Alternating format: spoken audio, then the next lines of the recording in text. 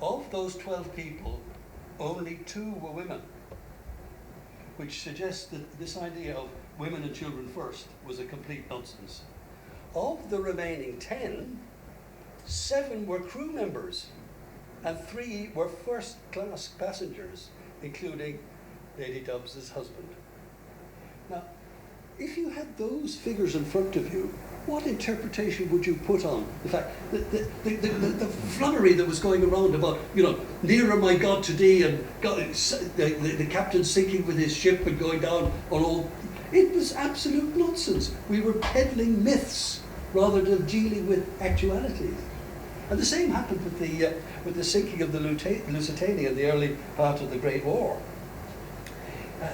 Everybody was saying how romantic it was, how it was of great interest, of course, that all these famous people died, until I pointed out that the number of people who perished on the Lusitania perished in every 15 minutes on the Somme, and yet that wasn't appreciated. The sheer volume of, maybe it's the human condition that we can't kind of encapsulate the enormity of what we were doing.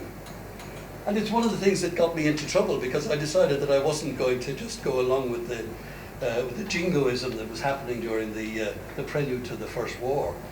I couldn't no more glory in the death of a German soldier than I would glory in the death of a British soldier. They're both tragedies and must be avoided. I made a number of suggestions. I suggested there should be a 3-way non-aggression pact between Germany, France and Britain, and that if either one of the 3 invaded the territory of the others 2, no matter how much they disagreed with each other, would gang up against them and repel them. This seemed perfectly reasonable to me. Nobody paid any attention to it. I suggested at another point that what needed to happen was that the soldiers ought to turn their guns on the officers and just go home.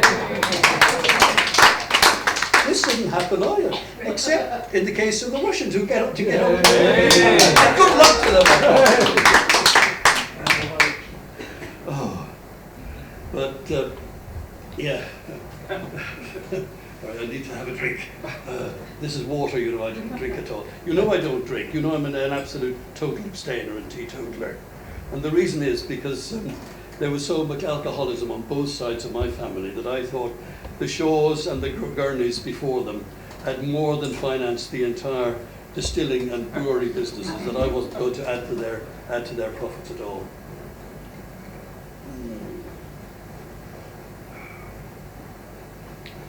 We talked of the Great War. It was a big war, but that's not the same thing. I made these suggestions about what we should do. I couldn't. I wanted to make an impact on the country, on the population, to basically bring them to their senses. So I called it common sense about the war. I said the normal things. I was worried that the way in which war would change people's attitude. I mean, I know anybody would say, that a soldier who would no more think of throwing a grenade or a Mills bomb at a woman 50 or 100 feet from a huddling a baby.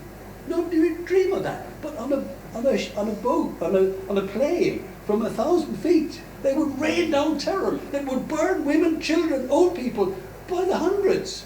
And yet all they would see was just a firework display as they headed for home. I was worried that we weren't, the possibilities were appalling. I mean, so much so that I was speechless. I had to go to Torquay to rest and write up this stuff. But what happened at the beginning of the war, in fact just before war broke out, was the Defence of the Realm Act, which basically propagandized the British media. It meant that newspaper editors were not allowed to print the facts. They were not allowed to print anything that contradicted the war effort. So I was there on my own. I couldn't get it printed in the Guardian, which was then the Manchester Guardian. Or the Times wouldn't touch me. None of the mainstream would touch me with a barge pole. I managed to get the New Statesman to do it. I'm interested in an American, the New York Times, to publish my common sense about the war. And I hoped for an impact. I did get an impact, but it was not what I expected. I was charged with being a German spy. Not just a sympathiser, a spy. The Prime Minister's son called for me to be shot on sight. And his father, Asquith, known as Squiffy to his friends because he was seldom sober, he said more or less the same thing in the House of Commons. I was blamed for everything that was going on. I got a letter from a cabbie saying, a London cab driver saying, I can recognise you, and if I see you, I will mount the pavement to knock you down. The press, who were never my greatest admirers, ran a campaign to prevent people from watching my plays or doing anything of that sort. And all my books were removed from libraries and from bookshops. It was tough. I was banned from the Directors Guild, the Writers Group, the Authors Group. Every golf club and tennis club in the country banned me. In fact, even the County Waterford Beekeepers Association. An organisation whose very existence I was innocent until I received their letter of dismissal. And I got blamed for everything as well, because as the war progressed, of course, priority had to be given to the soldiers, and meat was at a premium, and meat was sent to the front, with the result that they was very, very scarce at home. There were arguments in the paper saying this could be dangerous to the morale of the citizen population, when we both need their moral fibre to pursue us through this war. If they revert to a vegetarian diet, some of them might even begin to spout the sort of nonsense that Mr. Shaw comes up with. Well, I was able to correct them on that. I said, there are millions of vegetarians in this world. There is only one Bernard Shaw. And you cannot achieve this sort of preeminence as cheaply as swapping your mutton chops for macaroni. But that was it. While all this was going on, I never forgot that I was Irish. I'd supported in the workers' lockout in 1913. I'd campaigned along with Big Jim Larkin and James Connolly in that effort to help the workers. I was very much in favour of Home Rule for Ireland. And on Easter Monday, 1916, when young men and women, armed and uniformed, occupied all the major buildings in Dublin and declared the Republic of Ireland in the streets of Dublin, I supported them. They also claimed the ownership of Ireland for the people of Ireland, not something that I have achieved yet. But I supported them. I knew it would be militarily pointless. Britain was at its zenith in terms of power. They couldn't succeed militarily, and within a week they were captured and surrendered.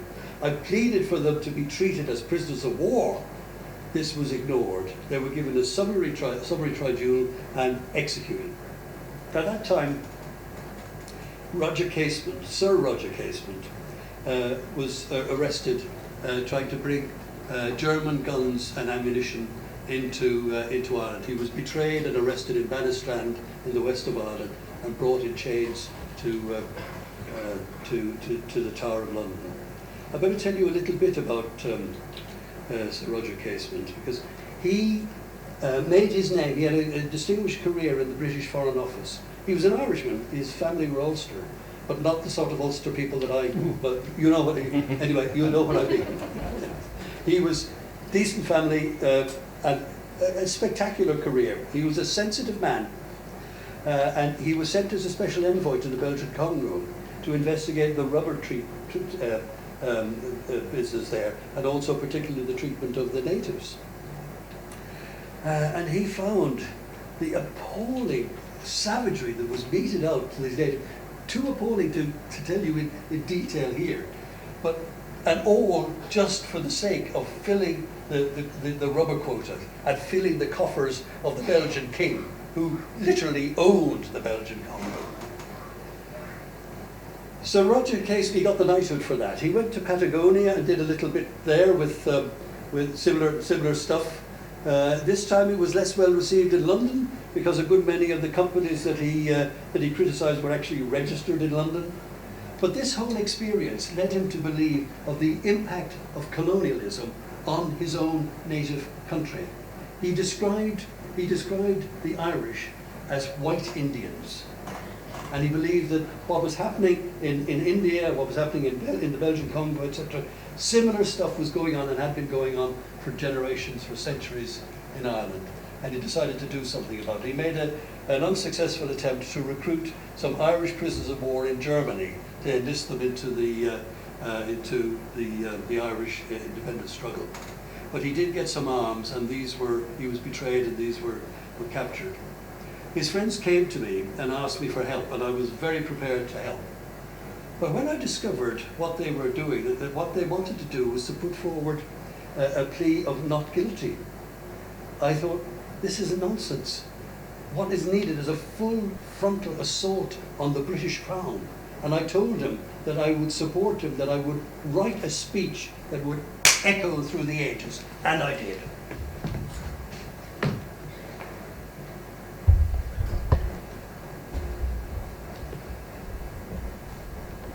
Gentlemen of the jury, almost all the difficulties and disasters that have made relations between Ireland and England so mischievous for both countries are a result of the English failing to understand that Ireland is not a province of England. It is not a province of England, it is a nation, and to negotiate with her on that basis. If you continue to treat me as an Englishman, you bind yourself thereby to hang me as a traitor in the eyes of the world. As a simple matter of fact, I am neither an Englishman nor a traitor. I am an Irishman captured in a fair attempt to achieve the independence of my country, and you can no more rob me of the right to that position or destroy the effects of my efforts than the appalling treatment meted out 6 centuries ago to William Wallace in this same city when he faced a similar charge, prevented that noble Scot from becoming the national hero of his country. Gentlemen, I put it to you, if you found your country occupied by a foreign power, and that's not too incredible a thought at the moment, I do not believe that any one of you, as true Englishmen, would do one iota less than I have done to restore your country's independence. I do not flinch from the British gallows. It is, after all, the altar on which Irish saints have been canonized for centuries. I have done my duty. It is now your turn.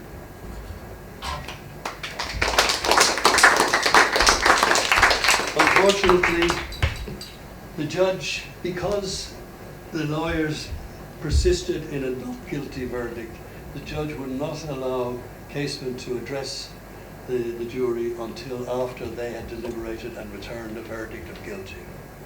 And 2 of the jurymen wrote to my wife saying that had they heard his speech before their deliberations, their vote would have been different, and they believed that to be true of most, if of not all, of the jurymen. But it wasn't to be. Another martyr for old Ireland, another murder for the Crown. But that was a long time ago. Do you know, I've recently celebrated my 90th birthday. I don't normally celebrate birthdays. When I was 60, I remember writing, any fool can be 60, all you've got to do is live long enough. Well, I must be a very old fool now. And I'm being criticised. You know, I've been described as a lonely, disappointed old man. And certainly I'm old and lonely. My wife died a couple of years ago and I miss her greatly. I miss the men and women that I grew up with, grew old with, and who have since died as one of the disadvantages of living so long. I'm discontented, disappointed. Not disappointed in myself. I have striven hard. I mean, I believe the joy in living is to be used for a purpose greater than yourself. to be used and to be thrown on the scrap heap when the job is done, rather than to be a tiny little fist of grievances, wondering and complaining that the world doesn't spend all its time making you happy. But I do get criticised. Recently, that young fellow, Terence Rattigan, I think is his name, do you know what he said of my plays? He said the problem with Mr. Shaw's plays is that they are composed entirely of words. Now, I know some people criticise my plays for having long speeches, and they say it's always Shaw speaking through all of his characters, and there may be some truth in that, but I mean, it's like complaining that Pisaro's paintings got paint in them, or that Michelangelo's statues are made of marble.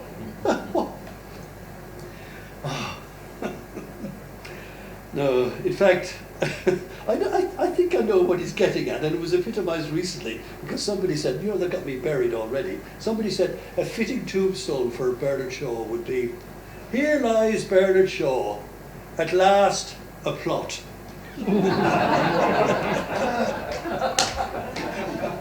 Now, they say that nothing much happens in my plays, and they talk a lot, and some unkind people have said that had I written half as much, I would be twice as influential. But the point is, what happens in the hearts and the souls and the minds of my characters. They do undergo a change as a result of dealing with issues, because all my plays have been about significant issues, often that were never discussed in the theatre before. And my hope is that this transformation, which takes place in some of my characters, also takes place in some of the members of my audience. That is the whole point of me doing them. You know, I don't believe in prayer, but I've been so blessed with all these wishes for my 90th birthday. It's as if the ether is full of good wishes. Do you know there are nuns in the west of Ireland are offering and paying for novenas of masses? I don't know if you know what novenas of masses are. It's 9 masses that are said for the repose of the soul of me, and I'm still here. And I believe that it would be scientifically unsupportable to think that all this goodwill that was been directed towards me could not have some effect. It certainly has an effect on me. I like it. I love it. I feel accepted, and I feel, you know, wonderful about it, that not everybody is critical of me all the time. Yeah, I have, as I said, I have striven all my causes I think have been great ones. Life, to me, has never been like Shakespeare's brief candle. I have always seen it as like a glowing torch, which I've managed to get hold of, and have been able to hold for a long time and make it glow as brightly as I could before I pass it on to the next generation. I am disappointed in how little has changed. I was old enough to be born during the Crimean War, when men got on horseback and charged each other across battlefields. There literally were fields with bayonets and muskets and cannon. And now I have lived long enough to see the firebombing of the most beautiful cities of Europe, to see the utter devastation of the 2 Japanese cities of Hiroshima and Nagasaki by this so-called atomic bomb. This is not a bomb. It's an abomination. What could we be thinking of? There is so much left to do. I am encouraged by talk I hear on my 90th birthday of what's going on in the world, what Clement Attlee's government are planning to do for a national health service. This will lift a burden from the backs of the poor. In fact, from everybody's backs, because, you know, not many people are rich enough to be able to survive a serious long-term illness without a significant financial handicap. I hope if I live long enough, I may benefit from the service myself. So there are hope there. And Clement Attlee once said, in my estimation, that he said, the effect of my book, An Intelligent Woman's Guide to politics, to socialism, and I think I've put communism, fascism, etc., as the edition went on, had a significant impact on the 1945 landslide victory for his Labour Party. So I am not without hope, but there is so much to be done. There is so much still to be done. There is so much poverty, inequality, corruption, which we cannot let go on ever. I mean, okay, people look at the world and often and ask why. I dream of things that have never been and say, why not? We must do more. I know there are those who say, but all of this life, this whole universe, maybe nothing more than a joke, an accident, without purpose, without meaning, without a destiny to fulfill. And that may well be so. But even if you did believe it was all a joke, particularly if you believed it was all a joke, wouldn't you still do your utmost to make it the best possible joke rather than the bad one? I would, and I did. Good night.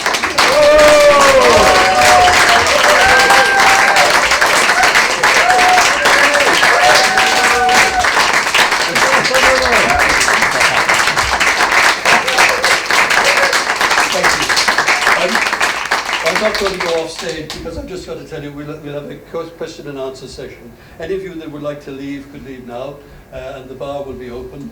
I'll stay here for a while if people will have any questions to ask, and then I will retire from the bar myself after a short interval. So, Mr. Shaw, are you starting the questions already? What about letting the people who want to leave? Are you assuming nobody will leave? Yes.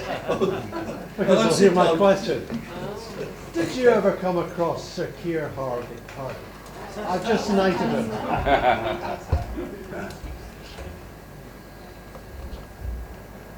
They would certainly have met. I'm almost certain they would have met because he was the first Labour MP, wasn't he?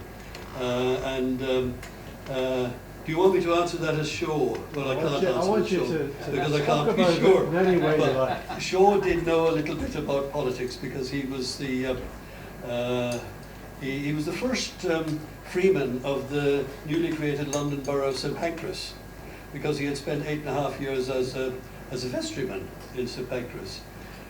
He was persuaded on a couple of occasions to see if he could. Well, they tried to persuade him to stand for Parliament, and he would not do it. He didn't feel he could do that because that would restrict his capacity. In fact, when he stood again for the council elections, he did so to make sure that he wouldn't get elected, because he was not one of those people who would say what was necessary in order to get elected. I'm not saying that Keir Hardie was like that, but unlike our present Keir. Do you like the story about when he first arrived at the House of Commons? Keir Hardie arrived at the House of Commons. What is that story? Well, he arrived, as you know, dressed in the garb of a working man. The flat cap, yeah. And he was asked, "Are you here to work on the roof?" He said, "No, I'm here to work on the floor." I remember being shocked actually when I once, as Paddy O'Keeffe, paid a visit to the House of Commons, and I was asked to remove my hat. And as I was about to do it, because I thought it was security reason, the guy said, "Do you realise you're entering a royal palace?" And I thought, fuck you, basically. And I just walked away and into the Palace of Westminster. And that is the difference between, it's the difference between being a subject and being a citizen. Thank you for we need to assert our right to be citizens and not just subjects. There's some lovely lines in what you've done, Yeah. Paddy. Is this available at all in print? Well, it'll be available on YouTube now, I think. Right. No, I've started to write it, and I got about a third of the way through. There is so much. I mean, a lot of what I've done here I haven't done before. I mean, that stuff. Well, you probably guessed it was a little frayed around the edges. The stuff on the Titanic, I only discovered some of that in refreshing this show, and I thought for an audience like this, I wanted to have more political input than others. But no, I haven't written the script yet. My son, who's a publisher, says he will publish it for me if I won't write it. So I need to get around to writing it. Passing on the torch. Yeah, passing on the torch. Yeah. That's the thing. I don't have a script. I just know some anecdotes and I tell them. So it has that kind of feeling, I hope, of spontaneity. and not just me forgetting lines, because there aren't any lines here apart from Casement's speech. Yes? Hi, thank you for that. That was thoroughly enjoyable, thank you. It was in half mile. Anyway, can you explain how GBS got into women's toilets? How he got? How he got into women's toilets? Well, he was a groundbreaker in that he thought that there should be women's public toilets, and there was terrific opposition to it in London to begin with, because it was thought to be indelicate. People on behalf of women were saying, this is indelicate. Gentlemen who didn't know anything else, because almost all the councillors were men, in fact I think they were all men, thought this was disgusting, frankly, and that no proper lady would want to do anything like that outside of her own boudoir.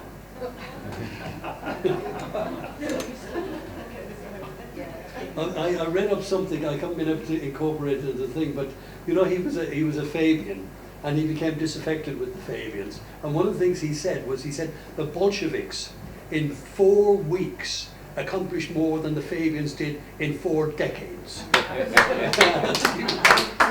Lenin said of him, he said, he's a good man who has fallen among Fabians. And I think what Lenin meant by that Shaw was more of a revolutionary than the people around him would even allow him to be. He became, and he did become disillusioned with the parliamentary process and with democracy towards the end of his life. Anyway, sorry, yes, I can't see. Yeah, yes, hello. You wanted some jokes, you said. Did you get enough jokes? I wanted to ask you something very serious. What do you think George would think about today's Labour Party? What do I think Shaw would think about today's Labour? I think he'd be deeply, deeply disappointed. I don't think he could possibly be a member. Like I have difficulty thinking how anybody would want to join a club that Ken Loach was not allowed to be a member. People who have no interest in politics cannot understand that. So he would be deeply disappointed, and he would see that this is not a bomb under the system. This is tinkering with the system, but all it is keeping the system going. Just having another party, a bit like they have in America, which is ready to take over when the others come out of favour. So you effectively have a one-party state, just 2 parties taking turns, which the Democrats and the Republicans have had for a century now. Are there any more? What can I think? I can think of a true story, but oh yeah, sorry, there is. No, there's one of Oh yeah, Martin, this guy directed me. A long time ago. Was Shaw a member of the Labour Party? Oh yes, I'm pretty sure he was. Well, the Fabians then were kind of the intellectual powerhouse of the I nearly said new Labour Party. Oh, the Labour Party. Yeah. In fact, when I was researching this thing, I did some research into the Fabian Society, and I got to say they're not like they were in his day at all. I don't know if any of you were members, but it's certainly not. Didn't seem to be particularly left of centre socialist at all. I was just I'll tell you the story when he met Alfred Hitchcock, and this is a true story. Alfred Hitchcock returned, and Hitchcock doesn't take prisoners either. And after the perfunctory saying hello, Hitchcock went straight and he said, "Mr. Shaw," he said, "the look of you," he said, "you think there was a famine in the country." And Shaw turned to him and said, "Well, Mr. Hitchcock, to look at you, I know who caused it." And that's been repeated several times by different characters, but I think that was the first time it was used. He had an interesting relationship with America. One of the things he said, "Americans adore me, and they will continue to do so until I say something nice about their country." Because he was very, very critical of capitalism, of course, and he saw that was the belly of the beast. He only ever once went to America, and he, rather than travel across America, he landed in California, spent a couple of times with Hearst, the newspaper magnate in his Shangri-La or whatever it was. Actually, he said a very interesting thing there as well. He really was impressed with Castlehurst, and he looked around and he said, he said, you know, this is the sort of place that God would build. If only he had the money. So then he got in a boat, went through the Panama Canal and went around to New York. And that way, and then addressed I think it was the Carnegie Hall. There was, I think the largest broadcast at that time was a broadcast of him in either Carnegie Hall or Madison Square Garden, one of those big halls. Yeah. But he had a funny relationship with America. But Americans do love, and actually show and show studies are far more popular in the United States and in Canada than they are in this country, unfortunately. Right, is that it? Is that it? Yeah. Thank you.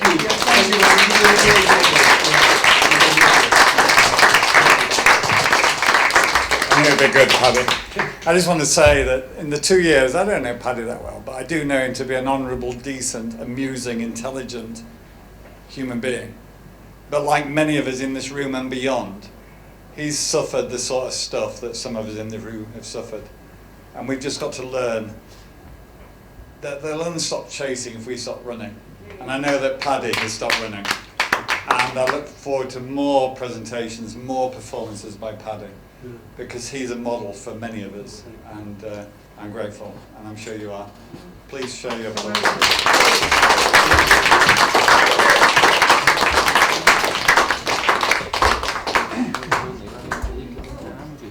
Well done, Paddy. That was great. All right. That was a nice one. I think you should take it to America. I think you would know it. Yeah, it would be appreciated.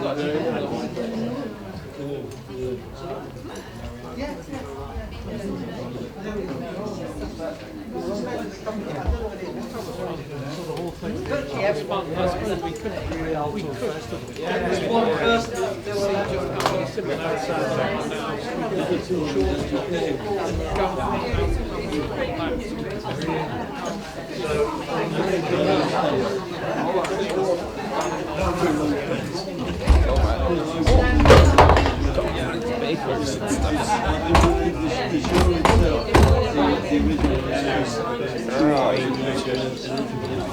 Wonder if the BSC thing's still going on. I might go down there now.